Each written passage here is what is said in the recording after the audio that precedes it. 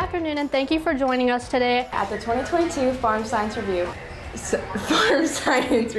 Our top story out of the Ohio Department of Agriculture is to expect a very cold and snowy winter. According to the Farmer's Almanac, Ohio residents will need to do plenty of shoveling this year.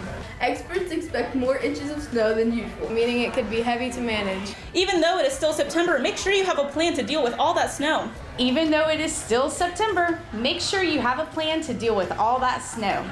I cannot do this. In other news, Ohio is seeing another successful fall fair season.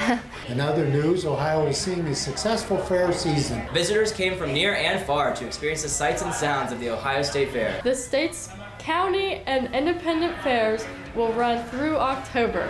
The state's county and independent fairs will run through October. The state's county and independent fairs will run through October.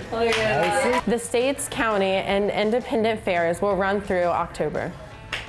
Nice. Oh, that was hard. That's hard. Thank you very much. it's gonna be hot.